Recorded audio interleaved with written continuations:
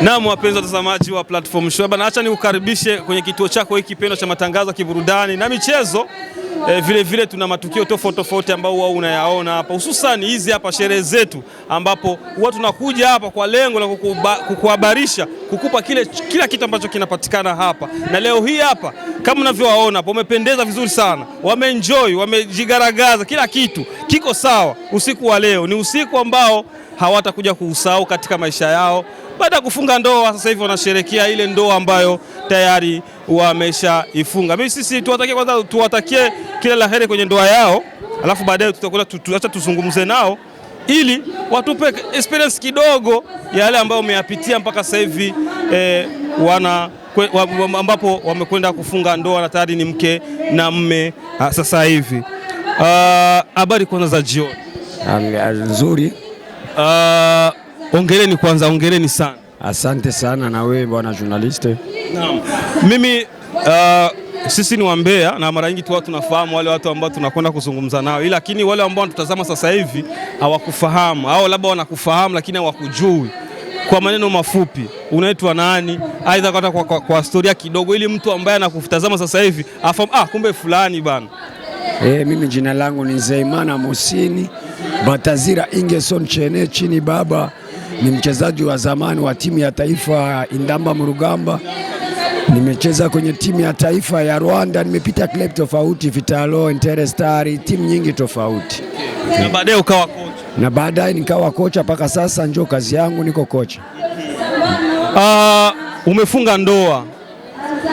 Hivi unapokuwa mtu anakwenda kufunga ndoa, kwa mtazamo wako, kwa kile ambacho ulikiona, unakuwa umeona nini hadi unafikira sasa nachukua sasa uamuzi wa kwenda kufunga ndoa? Unaona hii ndoa kwangu, siwezi kusema kama ni ndoa yangu hii ni ndoa yangu ya pili. Na kama nimekuja kufunga ndoa, natazama na umri wangu pia unafika, niko na bibi mkubwa iko Ulaya, na utiko Ulaya sitamtegemea sana, inabidi nitafute jiko la pili ili niweze kuwa vizuri. Na shemeji yetu hapa ulimpata wapi? Nimempata huyu, alikuwa mchumba wangu tangu mtoto. Nimeanza tangu niko na miaka 6, mimi niko na miaka 15. Na mtaniaga nitakuoa. Tukapita miaka na miaka, nikaenda safari, nikarudia. Mungu akasema ile ahadi umehakikisha, njoo inakuletea, njoo kwa sababu kumwoa. Na vipi unaturuhusu tuongee naye tumsalimie, unaturuhusu? Maana lazima tupate ruksa kutoka. Unaona amechoka, mumuulize machachi kama mawili matatu afika na pumzika. Naam, bi harusi wetu, kwanza hongera sana kwa hiki ambacho mmekifikia. Kulikuwa kuna ugumu wowote hadi kufikia kwenye ndoa hii hapa? Kulikuwa na ugumu changamoto ambayo labda mlikutana nayo au labda vikwazo labda hadi kufikia kwenye ndoa? Hakuna changamoto yoyote wala vikwazo vyovyote nimekutana navyo, hakuna. Na mume wako huyu hapa tunamuona hapa, kitu gani ambacho kilikuvutia kwake hadi ukakubali uolewe naye? Kuolewa naye ni mtu ana utu na anasamini binadamu wenzake, na ana huruma na wenzake, na akiwa nacho amnyimi mtu. Wale ambao wamfahamu, najua ameeleza mengi hapa, lakini kwa mtazamo wako wewe unamfahamu vipi mume wako? Mume wangu namfahamu kama alikuwa mcheza mpira na hivi ni kocha, na mpaka hivi ni kocha. Na wewe unapenda mpira? Wewe timu gani? Na ni Real Madrid. Timu ya amshei timu moja. Unaweza kutana hapa ni Barcelona. Sio Real Madrid. Wote Real Madrid. Kumbe nyumba hapo nzuri hapo. Na kipi ambacho unaweza watazamaji wetu watazama sasa hivi?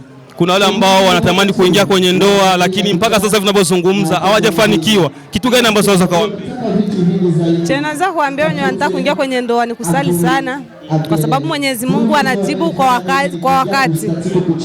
Unaweza ukasali ukaomba dua, asikujibi kwa huyo muda, akakujibia kwa muda wake umefika. Sasa niko na subra tu na wenyewe watafanikisha. Na swali la mwisho, umejiandaa kwenye ndoa? Maana tunasikia kwamba kwenye ndoa kuna matatizo, kuna changamoto. Umejiandaa vizuri ili isifikie huko unapokwenda? Miezi miwili tunasikia kwamba mwali wetu ameondoka nyumbani, umejiandaje? Mimi nimejiandaa kwa jihadi nitakayokutana nayo, kwa sababu kujenga ni subra. Alafu kingine, sikuolewa je kujionyesha, nimeolewa je nikajenge. Okay. Hakuna mtu ambaye unamkomesha sasa hivi ambaye alikuwa anakusema labda sana hautolewa au nini? Yupo kama yupo mnyoshe. Kwenye maisha yangu mimi sijali mtu anasema nini wala anasema nini, na focus na mambo yangu, wala sitaki kujua wanakao nisema ni wanani, wala sitaki kujua. Bana, asante kwa muda. Hakuna lolote la kumaliza? Sina lingine. Haya, baba harusi, sasa tumalize na baba harusi hapa.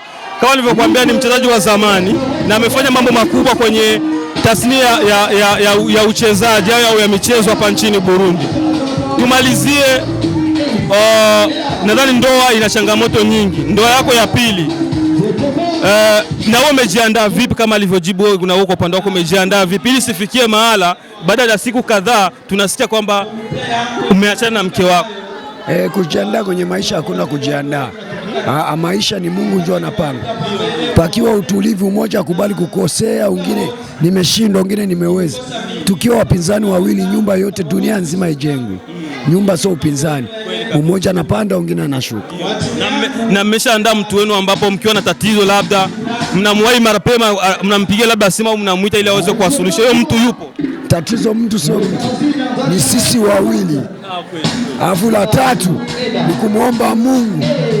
Tukishindwa kumwomba Mungu, njoo tutatafuta wazazi waje watueleweshe.